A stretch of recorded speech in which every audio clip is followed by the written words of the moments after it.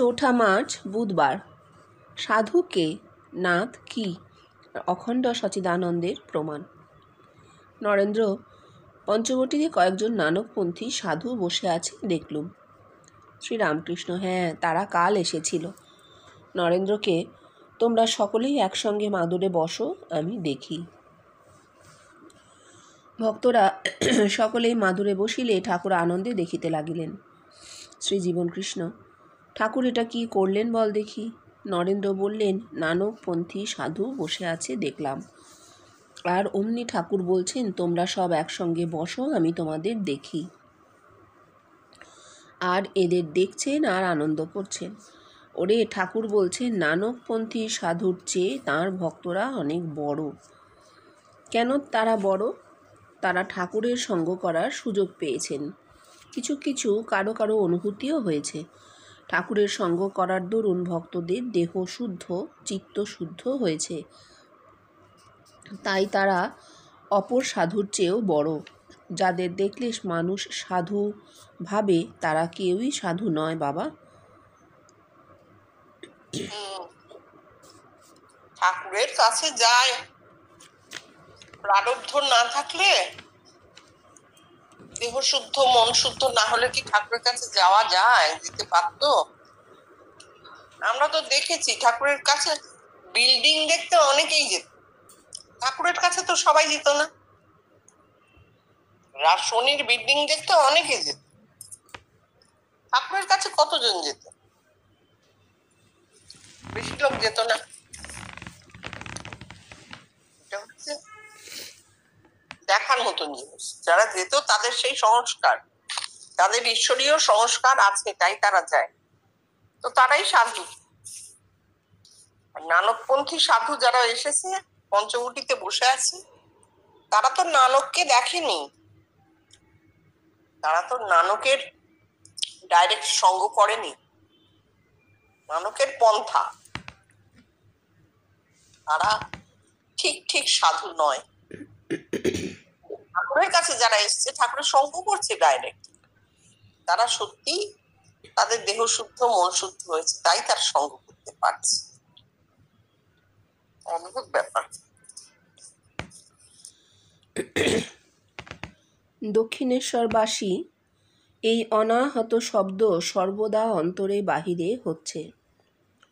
শ্রীরামকৃষ্ণ, শুধু শব্দ হলে তো হবে না, শব্দের প্রতিপাদ্য একটি আছে। তোমার নামে কি শুধু আমার আনন্দ হয়? তোমায় না দেখলে 16 আনা আনন্দ হয় না।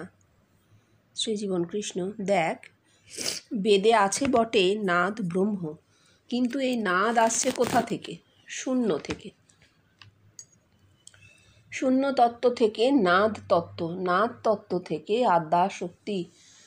আদ্যাশক্তি তত্ত্ব, আদ্যাশক্তি সহায় অবতার লীলা। পিতার দেহেতে আমি। পিতা কি জানেন? না, এই শূন্য তত্ত্ব নির্গুণ। পিতার দেহে নাদের সৃষ্টি, ভাইব্রেশন। আদ্যাশক্তি তত্ত্ব অর্থাৎ বহির সৃষ্টি, দেহ পেলাম। ম্যাক্রোকজম, এইবার আদ্যাশক্তি, দেহ সহায় অবতার লীলা। আবার বেষ্টির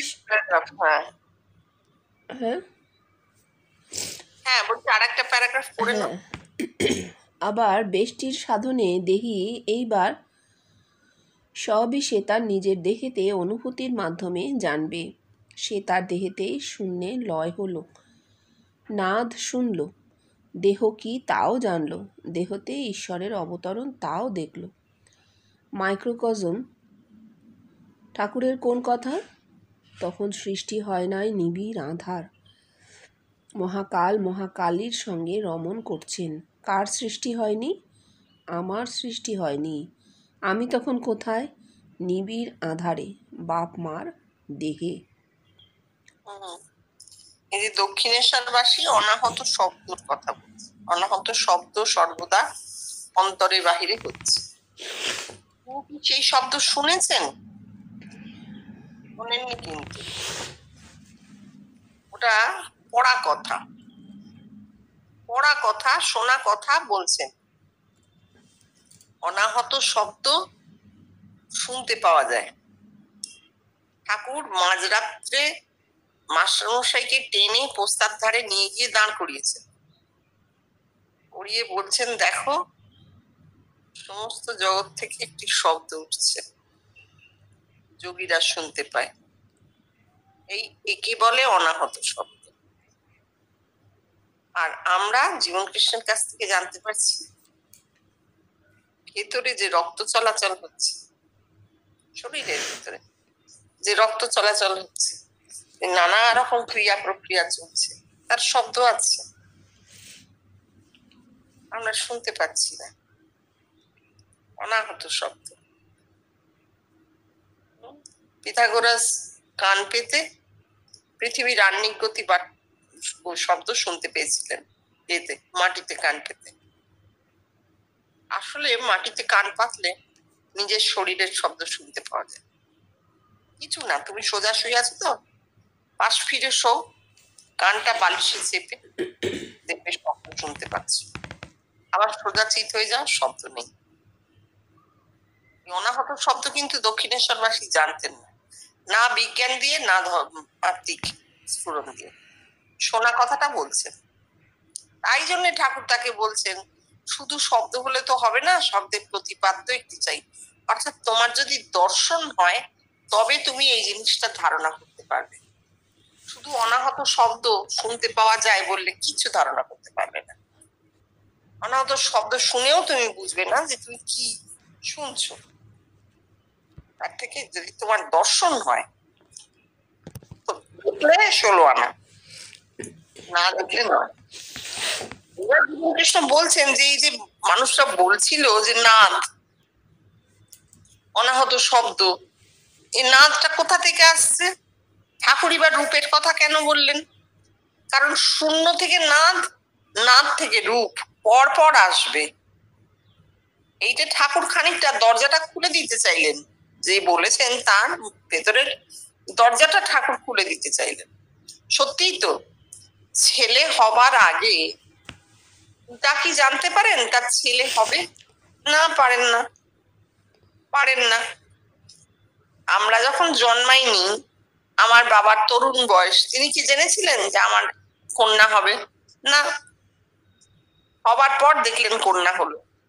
বা যখন মার গর্ভ হলো জানলেন যে মা সন্তান সম্ভব। এই পর্যন্ত গর্ভে কে আছে কিভাবে আছে জানেন না, হবার পর দেখলেন একটি কন্যা হয়েছে, তাই না? তাহলে এই নির্গুণ থেকে এলো, পিতার দেহ থেকে এলো, পিতার দেহেই তো বীজ ছিল, পিতার দেহেই তো আমি ছিলাম। এলাম কোথা থেকে? পিতার দেহ থেকেই তো এলাম, কিন্তু পিতা তা জানতেন না। একে বলছেন নির্গুণ শূন্য তত্ত্ব। এইবার পিতার দেহে ভাইব্রেশন,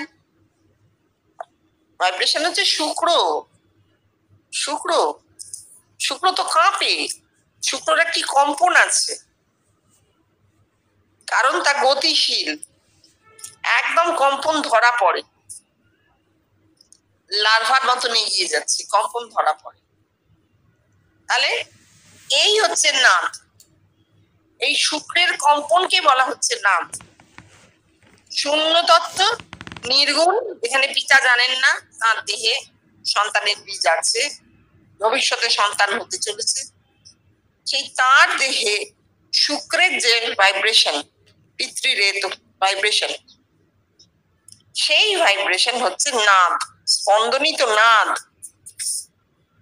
সেই নাদ থেকে তারপর দেহ তৈরি হলো, মাতৃগর্ভে দেহ সৃষ্টি হলো, সেই দেহ বাইরে এলো আদ্যাশক্তি তত্ত্ব। শিব শক্তি, শিব পিতা, শক্তি মাতা, শিব শক্তি তত্ত্ব পেয়ে দেহ সৃষ্টি হলো, দেহ বাইরে জন্মালো। এটা ম্যাক্রোকজম। কেন? বহিঃসৃষ্টি, বাইরে দেখতে পাওয়া যাচ্ছে। এইবার আদ্যাশক্তি সহায় অবতার লীলা, সে যিনি অবতার তাঁর, কিন্তু প্রত্যেকটা মানুষের বেলায় সৃষ্টি তত্ত্ব এটাই, তিনি অবতার হন চাই না হন, প্রত্যেকটি মানুষের সৃষ্টি এই পথেই হয়েছে, এইভাবেই হয়েছে। এবার বেষ্টির সাধন উনি বলছেন, যেখানে আত্মিক কথা, যেখানে এই বাইরের সৃষ্টির কথাটি নেই, সেখানে তিনি বলছেন যে সাধনে দেহি সবই তার নিজের দেহের অনুভূতির মাধ্যমে জানবে। কিভাবে? তার দেহেতেই শূন্যের লয় হলো, নির্গুণের লয় হলো, জড় সমাধি। তারপর সে নাদ শুনবে। এই নাদ কি?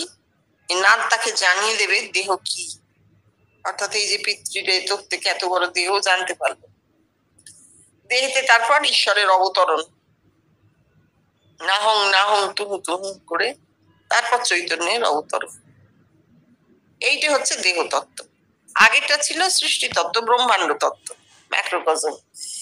এবার এইটা দেহ তত্ত্ব, বেষ্টি, মাইক্রোকজম। ঠাকুর কিভাবে বলেছিলেন যে যখন সৃষ্টি হয় নাই, নিবিড় আধার, মহাকাল মহাকালীর সঙ্গে রমণ করছে। কার সৃষ্টি হয়নি? আমার সৃষ্টি হয়নি, আমার এই দেহটা তৈরিই হয়নি। তখন তো আমি ছিলামই না। আমি ছিলাম না, তাহলে কোথায় ছিলাম? নির্গুণে। সগুণে এলাম বাপ মার দেহ থেকে।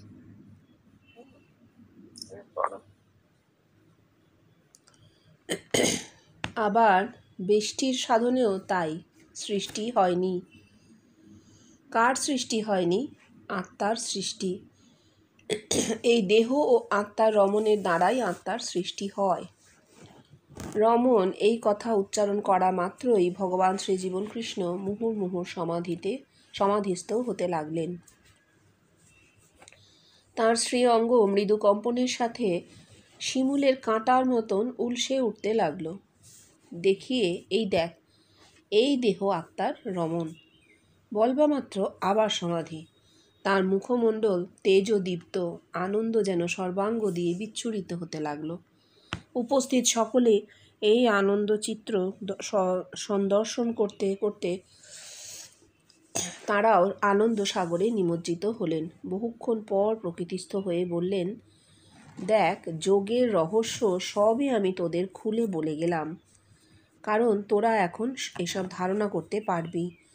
তোদের অপার অনুভূতি, তোদের দেহ মন চিত্ত সবই শুদ্ধ না, তারও ওপরে তোরা ব্রহ্মবিদ। হ্যাঁ, বলছেন বৃষ্টির সাধনে তাই সৃষ্টি হয়নি। কার? আত্মার সৃষ্টি। দেহ, হ্যাঁ, দেহ পাওয়া হয়েছে। আমাদের প্রত্যেকেরই একটি করে দেহ আছে, কিন্তু তাতে আত্মার সৃষ্টি তো হয়নি। আমাদের তো আর আত্মার সাক্ষাৎকার হয়নি। কেন হয়নি? কারণ দেহ ও আত্মার রমণে আত্মার সৃষ্টি হয়। কিভাবে হয়? রমণ বললেই মনটা যেন অনেকটা সরে যায় না। রমণ মানে ভ্রমণ। প্রাণ শক্তি ভ্রমণে বেরোয় দেহের মধ্যে, মূলাধার থেকে সে তার যাত্রা শুরু করে। এই হচ্ছে রমণ, ভ্রমণ। ধীরে ধীরে একটি একটি করে শেকলের পাপ পেরিয়ে সে নানা রকম অনুভূতি, তীর্থে যেমন নানা রকম দর্শন হয়, সেরকম তীর্থ দর্শন করতে করতে সেই প্রাণ শক্তি যখন ষষ্ঠ ভূমিতে পৌঁছয়, তখন সে ইষ্টকে দেখতে পায়। এতদিন এদিক ওদিক সেদিক নানা রকম অনুভূতি হচ্ছিল। ষষ্ঠ ভূমিতে এসে নানা রূপ দেবদেবী, শেষে ইষ্ট দর্শন হয়। এবং তারও পরে ষষ্ঠ ভূমি অতিক্রম করে সপ্তম ভূমিতে যখন সে যাচ্ছে, তখন কিন্তু পৃথিবীর বাইরে চলে যাচ্ছে সে। এই তীর্থ তার জানা নেই, এই তীর্থ তার সংস্কারের বাইরে। গিয়ে যখন সপ্তম ভূমিতে সে পড়লো, আত্মার সাক্ষাৎকার হলো। দেহ ও আত্মার রমণের দ্বারা আত্মার সৃষ্টি হলো। এ কোনো কামজ রমণ নয়, এটা হচ্ছে দেহের মধ্যে আত্মার প্রকাশ। কিভাবে? প্রাণ শক্তি ভ্রমণ করতে বেরিয়েছে, প্রাণ শক্তির যাত্রা, প্রাণ শক্তির গতি, দেহে প্রাণ শক্তির গতি যখন সপ্তম ভূমিতে পৌঁছচ্ছে, সেই প্রাণ শক্তি আত্মায় পরিণত হচ্ছে। এই হচ্ছে দেহ আত্মার ভ্রমণ। এটা এইভাবে ভাবলে একদম পরিষ্কার হয়ে যায়। এবার উনি যতবার এটা বলতে যাচ্ছেন, ততবার সমাধিস্থ হয়ে যাচ্ছেন, কিছুতেই বলা যাচ্ছে না। সকলে মানে দেখছেন, সকলে দেখার পর বলছেন, দেখ, যোগের রহস্য সবই আমি বলে দিলাম, তোদের অপার অনুভূতি তোরা ধারণা করতে পারবি, তোরা ব্রহ্মবিদ।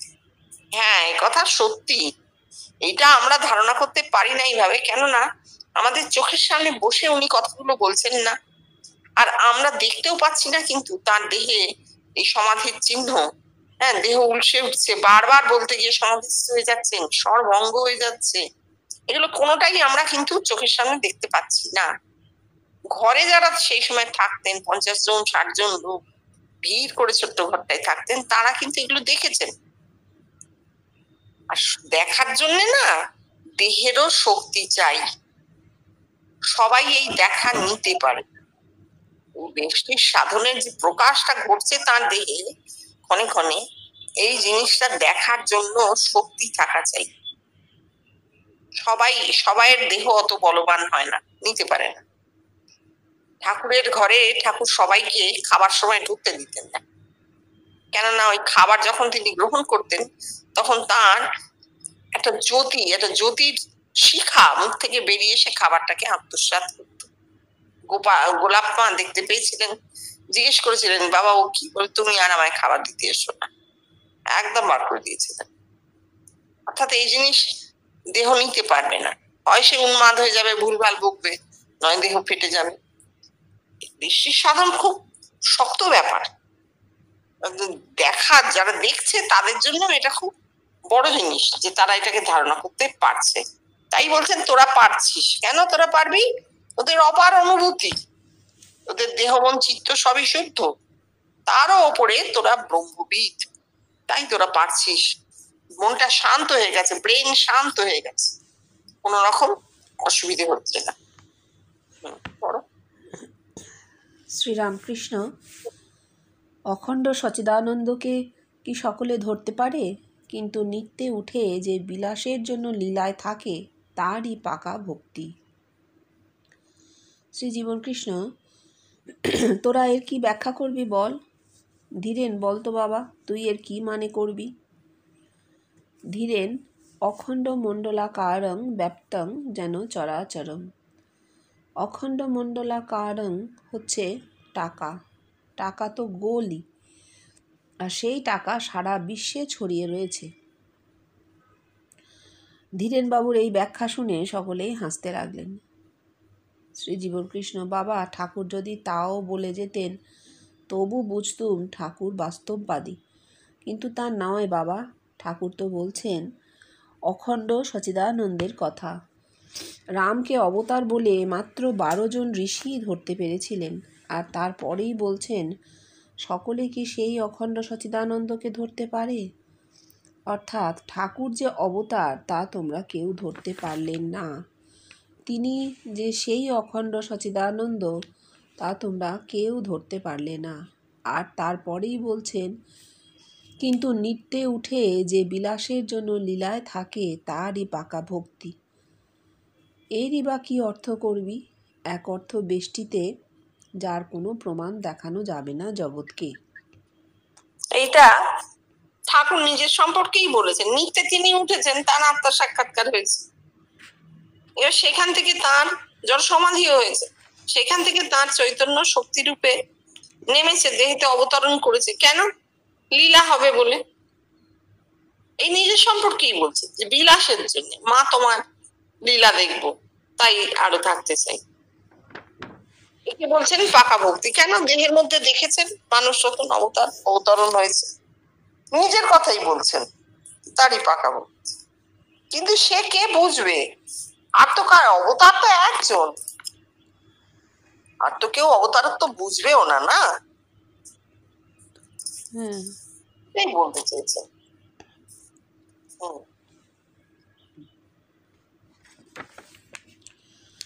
নিত্যে এই কথা উচ্চারণের সাথে সাথে তিনি গভীর সমাধিমগ্ন হলেন। পরে দেহেতে মন নেমে এলে এক অপূর্ব ভঙ্গিমায় দুলতে লাগলেন। তাঁর উজ্জ্বল জ্যোতির্ময় দেহের দিকে সকলেই এক দৃষ্টে চেয়ে আছেন। আবার তিনি কি বলেন? শ্রীমতীর কৃষ্ণ বিলাসের অঙ্গ। আহ বলেই একটি ছোট্ট হুঙ্কারে আবার সমাধিস্থ হলেন। দেহ স্থির নিস্তরঙ্গ। সমাধিভঙ্গের পর এই নিত্য, আবার সমাধি, এই লীলা। এই দেখ কেমন আত্মা বিলাস করছে আমার দেহে। সকলেই দেখলেন শ্রীঅঙ্গ আবার পূর্ববৎ অপরূপভাবে দুলছে। দেহ আত্মা পৃথক হলো বা খাপ তরোয়াল অবস্থা লাভ হলে এই রূপ দেখা যায়। শ্রীজীবন কৃষ্ণ এও তো শুধু জীবন কৃষ্ণের, তাই না? সমাধি হচ্ছে, সমাধি থেকে নামছে, আবার সমাধি হচ্ছে, আবার নামছে, দেহটা দুলছে। এ তো খালি ওর অবস্থা, একটা ডেমনস্ট্রেশন চলছে দেহের মধ্যে, তাই না? আর তো কারোর হবে না। কোন যুক্তিবাদী লোক বলতে পারেন যে এটা যা হচ্ছে ওর হচ্ছে, ওর ভেতরে একটা কিছু হচ্ছে, বুঝতে পারছি সেটা, কিন্তু উনি যা বলছেন তা আমি ধরতে পারছি না, তাই তো বলবে। হ্যাঁ, সুতরাং এটা ওর বেশ আমাদের আকাঙ্ক্ষা যে আমাদের প্রত্যেকের সমাধি হবে, লীলা হবে, এই নিতে যাব, এই লীলায় নামবো না, ও সব হবে না। এটা ওর বেশটি, এই বেশটি কেটে গেল, শেষ হয়ে গেল। সাধনা করে তো এই অবস্থা হয়নি, এমনি হয়েছে। এমনি হয়েছে মানেই জগতে ফুটে গেছে, আর হবে না। তারপর শ্রীজীবন কৃষ্ণ, কিন্তু বাবা এ তো বেশটি, একা শুধু আমারই এই অবস্থা হলো। তোরা ঘর শুদ্ধ লোক বসে আছিস, যদি তোদের সকলের এই অবস্থা হতো তাহলে সত্য, আর তা না হলে এ তো শুধু ভেলকি রে ভেলকি। না বাবা, এইবার তোরা ভেবে দেখ, অখণ্ড সচিদানন্দ এই আমার রূপ। নারী পুরুষ শিশু বৃদ্ধ জাতি ধর্ম নির্বিশেষে সকলের মধ্যেই আমার রূপ ফুটে ওঠে দেখালো। আমার এই রূপটাই অখণ্ড সচিদানন্দ। আর আমি যে নিত্যে উঠেছি তার প্রমাণ যখন তোদের দেহেতে আমি লীলা করছি, সেটা বলছে কে? আমি না, তোরা। তখন আমায় বলতে হচ্ছে না, সকলেই কি সেই অখণ্ড সচিদানন্দকে ধরতে পারে? নে পড়। হ্যাঁ, অর্থাৎ সকলেই অখণ্ড সচ্চিদানন্দকে ধরতে পারে। এইটা তাহলে উনি ওনার বেশ যেটা বলছিলাম সেটাই বললেন, আবার বলে কেটে দিলেন যে না, ওটা সবার হবে না। কিন্তু এই যে ওকে দেখা হচ্ছে, আমি যখন জীবন কৃষ্ণকে দেখছি তখন আমার দেহে উনি কোথায় ছিলেন? নিত্যে। যখন রূপটা ফুটে উঠলো, রূপ মানেই তো লীলা, যখন রূপ ফুটে উঠলো দেখছি, তখন তা কি হলো? লীলা, লীলায় প্রকাশ পেলেন, নিত্য থেকে লীলায় প্রকাশ পেলেন। তিনি কি জানছেন? না, বেশটি নয় তো, বিশ্বব্যাপী তো, তার অজ্ঞাত সারে যার দেহে নামছে তিনি টের পাচ্ছেন, যে দেখছে সে বুঝতে পারছে যে আমি ব্রহ্মত্ব লাভ করছি, কারণ সে শুনেছে যে এই রূপটি দেখলে, বা কখনো কখনো স্বয়ংবেদ্য অবস্থাও তো হয়, স্বপ্নে জানিয়ে দেয় আমি ভগবান বা আমি ব্রহ্ম। আয়নায় মুখ দেখতে গিয়ে নিজের মুখ না দেখে জীবন কৃষ্ণের মুখ দেখা হচ্ছে, পরিষ্কার সস্বরূপ জীবন কৃষ্ণ। এই দেখা হচ্ছে, মানুষটা স্বয়ংবেদ্য অবস্থায় চলে যায়, তাকে আর কাউকে বলে দিতে হয় না যে এটা তুমি তোমার ব্রহ্মস্বরূপকে দেখছো। এই হচ্ছে লীলা। যার রূপ ধরে হচ্ছে তিনি জানতেই পারছেন না। কত লোক তাকে দেখেছে, কটা লোক আর গিয়ে বলতে পেরেছে যে আমি আপনাকে দেখেছি। তার বাইরে যে অসংখ্য জনসাধারণ তাকে দেখেছে, তার তো কোনো প্রমাণও নেই, গণনাও নেই। আমরা স্যাম্পল থেকে বুঝতে পারছি যে কত লোক দেখে থাকতে পারে। একটি সময় যদি 20,000 লোক দেখে থাকে, তাহার মানে দেখে যদি বলে থাকে যে আমরা দেখেছি, তার মানে 20 লক্ষ লোক দেখেছে, স্যাম্পল হিসেবে এসেছে 20,000। ওনার কোন রকম মানে কেউ ওনাকে চিনতো না, ওনার বিরাট একটা অবস্ট্রাকশন ছিল সেইখানে, যে কাউকে বলা যাবে না, কোনো প্রচার চলবে না, কিচ্ছু করা যাবে না। তাহলে সেই ক্ষেত্রে তার ঘরে লোক আসবে কোত্থেকে বলতে? বলছেন তো আপনা থেকে ফুটবে, আমাকে বলতে আসবার দরকার নেই। বরঞ্চ সামনে এসে দেখলে একটা অবস্ট্রাকশন জন্মায়, দেহ দুটো আলাদা হয়ে যায় তো। আর যখন নিজের দেহের মধ্যে দেখা হচ্ছে, তখন তো কোনো অবস্ট্রাকশন নেই। এই হচ্ছে নিত্য থেকে লীলা। নিত্যে প্রত্যেকটা মানুষের মধ্যে ব্রহ্ম আছেন, সেই ব্রহ্ম যখন রূপ ধরে ফুটছেন তখন তার লীলা, নিত্য থেকে লীলা। আর সেটা তো পুরো গোটা রূপটাই আমরা দেখি, কেউ হাত পা মুখ এরকম ভাবে তো দেখছি না, গোটা মানুষকে দেখা হচ্ছে। এই হচ্ছে নিত্য থেকে লীলা। এবার এটা জীবন কৃষ্ণের রূপ ধরে হচ্ছে, আমাদের আরেকটু এগিয়ে গিয়ে বলতেই হবে সেটা হচ্ছে উনি বলেছেন রূপ থাকবে না। কিন্তু আমরা তো দেখি নানা স্বপ্নে নানা মানুষকে আমরা দেখি, তারা অচেনা অজানা মানুষ, এবং উনি বলছেন স্বপ্নে অজানা পুরুষকে দেখা মানে ব্রহ্ম, অজানা পুরুষ ভগবান বা ব্রহ্ম। যখন তিনি কিছু করছেন ব্রহ্ম নন, যখন তিনি কিছু করছেন তখন তিনি ভগবান, কারণ ভগবান করেন, ভগবানের ক্রিয়া আছে।